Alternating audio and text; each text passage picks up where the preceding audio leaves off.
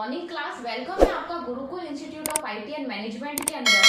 तो हम जैसे कि मैथ्स कंपटीशन क्लास के अंदर एज टॉपिक पढ़ रहे थे, तो आज हम स्टार्ट कर रहे हैं एज टॉपिक का पार्ट 3। ठीक है, देखते हैं और किस तरीके के क्वेश्चंस हमारे एग्जाम के अंदर आते हैं। ठीक है, आइए स्टार्ट करते हैं फर्स्ट क्वेश्चन से। हमारा फर्स्ट क्वेश्चन है, ए की आयु बी की आयु की 4/7 है। यदि ए की आयु 28 वर्ष हो तो बी की आयु ज्ञात करो या क्या होगी। ठीक है, तो इसमें देखिए आप लोग को मैं बताना चाहती हूँ कि अभी तक जो हमने करे थे वो क्या करे थे कि हमको एक रेशियो दे रखा होता था, ए और बी का एक रेशियो दे रखा होता था। उसके बाद कुछ ना कुछ लाइंस दी होती थी, मतलब कुछ ना कुछ हमें कंडीशन दी होती थी।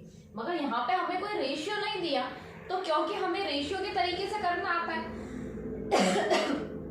तो हम क्या करेंगे, इस क्वेश्चन को रेशियो के अंदर कन्वर्ट करेंगे। ठीक है, हम क्या करेंगे, क्या बोला है, ए की आयु बी की आयु की 4/7 है। मतलब ए की कुछ आयु है, ए है उसकी कुछ आयु होगी, हमें नहीं पता उसकी क्या आयु है, किसके बराबर है, बराबर है बी की कुछ आयु है उसके 4/7 के। देखो जब का की ऐसे शब्द आते हैं, इनका मतलब होता है कि इसमें मल्टीप्लीकेशन का मतलब गुणा का साइन होता है। हम ये बोर्ड पास में पढ़ चुके हैं। ठीक है, तो क्या बोला है, ए की कुछ आयु है वह बी की कुछ आयु है उसका 4/7 है। मतलब हम क्या कर देंगे, यहाँ पे 4/7 को इससे गुणा कर देंगे।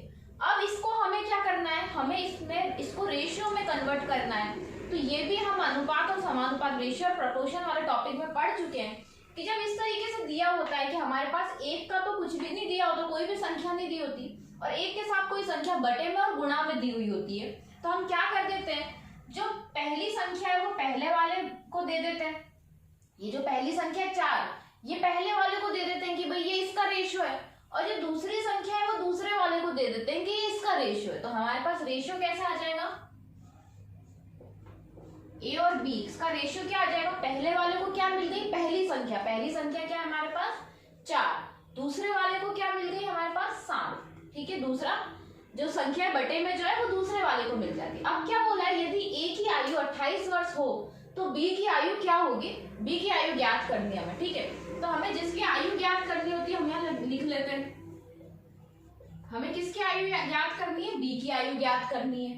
तो कैसे करते हैं, हमें क्या दे रखा है, हमें ए की आयु दे रखी है, तो जो दे रखा होता है, जो रियल वैल्यू दे रखी होती है वो हम लिख लेते हैं। उसके अलावा हमें जो वैल्यू दे रखी है उसके नीचे उसी का रेशियो लिखते हैं, उसके नीचे उसी का अनुपात लिखते हैं। तो इसका अनुपात क्या है, ए का अनुपात है 4, और जिसका आयु निकालनी मतलब जो निकालना है उसका अनुपात हम क्या करते हैं, यहाँ पे गुणा में लिख देते हैं। तो यहाँ पे क्या आ जाएगा हमारे पास 49, मतलब 49 वर्ष बी की आयु है। हमें बी की आयु कितनी पता चल गई, 49 वर्ष पता चल गई। देखिए इस क्वेश्चन में क्या था, हमें रेशियो में नहीं दे रखा था, हमें कंडीशन दे रखी थी। हमें ये बोला था कि जो ए की आयु है वो बी की आयु के 4/7 है। मतलब ए की कुछ आयु हमें नहीं पता क्या आयु है, और बी की भी कुछ आयु हमें नहीं पता क्या आयु है।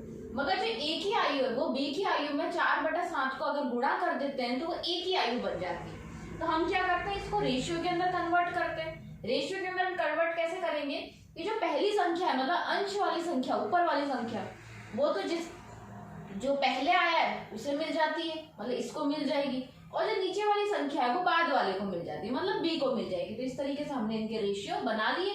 रेशियो बनाने के बाद हमें इसको सॉल्व करना आता है। ठीक है, आइए आगे बढ़ते हैं।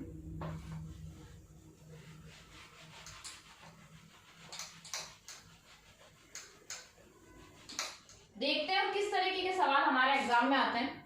ठीक है, तो सेकंड क्वेश्चन है हमारे पास कि ए का दुगना बी के तिगुने के समान है। यदि ए की आयु 12 वर्ष है तो बी की आयु ज्ञात करो। ठीक है, तो हमारे पास सेकंड क्वेश्चन क्या है, इसमें देखो हमें रेशियो नहीं दे रखा, हमें एक लाइन दे रखी है, कंडीशन दे रखी है, उससे हमें रेशियो बनाना है। क्या बोला है, ए का दुगना बी के तिगुने के समान है।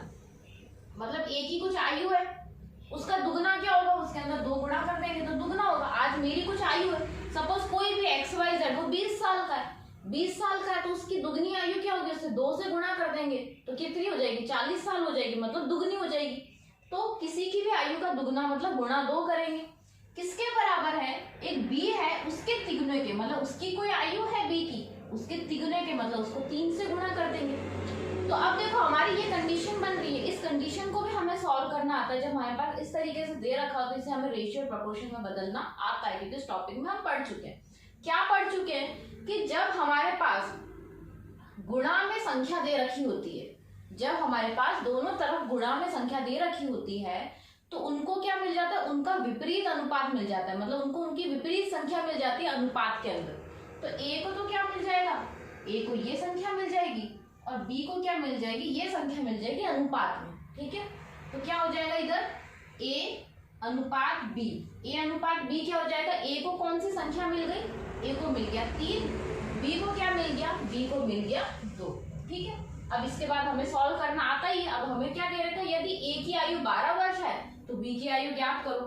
हमें क्या करनी है, b की आयु ज्ञात करनी है, b की आयु ज्ञात करनी है। b की आयु ज्ञात करने के लिए हमें a की आयु दी है 12 वर्ष, a का हमें अनुपात पता है 3, जिसकी आयु निकालनी है उसका अनुपात लिख देंगे। तो यहाँ पे क्या आ जाएगा हमारे पास 8 वर्ष, b की आयु कितनी आ जाएगी हमारे पास 8 वर्ष। इस तरीके से, तो जब हमारे पास इस तरीके से दिया हो कि a का दुगना b के तिगुने के बराबर है तो हम क्या कर देंगे, इन दोनों को बराबर लिख देंगे। बराबर लिखने के बाद हमें क्या करना होता है, इनको इनके अनुपात में बदलना होता है। तो क्या कर देंगे, पहले वाले को तो ये वाला संख्या दे देते हैं अनुपात में, और इस वाले को ये वाली, मतलब एक दूसरे के अपोजिट संख्या अनुपात में मिल जाती है। जब अनुपात हमको मिल जाते हैं तो हमें आगे इसको सॉल्व करना आता है। ठीक है, आगे बढ़ते हैं।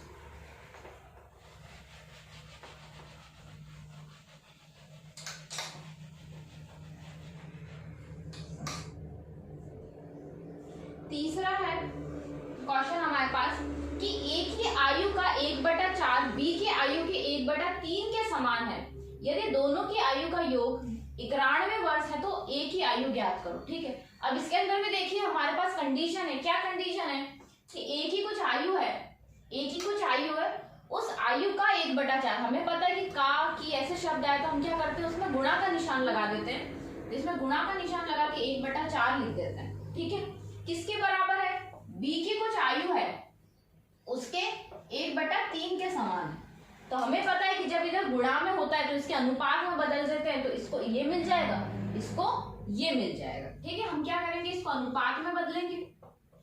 इसको अनुपात में बदलेंगे तो a को तो ये वाली संख्या विपरीत संख्या मिलती है तो 1/3 मिल जाएगा, और b को क्या मिल जाएगा, यहाँ पे 1/4 मिल जाएगा। अब देखिए अगर इस तरीके से बटे में है हमारे पास, अगर हमारे पास बटे में है, इसे भी हम सिंपल अनुपात में कन्वर्ट करना सीख चुके हैं। क्या करते हैं, इनके जो नीचे हर है उनका क्या करते हैं, हम एलसीएम निकालते हैं, फिर एलसीएम को इधर गुणा कर लेते हैं। ठीक है, तो 3 और 4 का एलसीएम क्या आता है, 12 आएगा, तो इधर भी 12 गुणा होगा, इधर भी 12 गुणा होगा, तो कटने के बाद हमारे पास जो संख्या आएगी वो हमारा अनुपात होगा। अगर हमें इस तरीके से नहीं करना है, अगर हमें और जल्दी करना है तो हम क्या करेंगे, ये नीचे वाली संख्या को यहाँ पे गुणा कर देते हैं। ठीक है, मतलब इस वाली नीचे वाली संख्या को यहाँ ले जाते हैं और इस संख्या को यहाँ ले जाते हैं, तो ये इनका अनुपात हो जाता है। इस नीचे की संख्या हटा देते हैं, इस संख्या को इस संख्या से गुणा कर देते हैं और इस संख्या को इस संख्या से गुणा कर देते हैं। अगर कुछ कट रहा होता है तो काटते हैं। देखिए मैं क्या बोल रही हूँ, मैं बताती हूँ आपको कि जो नीचे वाली संख्या है, पहला टाइप बताती हूँ कि इस तरीके में बटे में दे रखा है अनुपात और आपको नॉर्मल अनुपात में बदलना है। तो पहला टाइप हम सीख चुके हैं। क्या करते हैं, इन दोनों का जो एलसीएम आएगा, इन दोनों का एलसीएम क्या आएगा, 12 आएगा। देखिए 3 और 4 का एलसीएम क्या आएगा, 3 है, तो ये सबसे पहले 2 से करेंगे।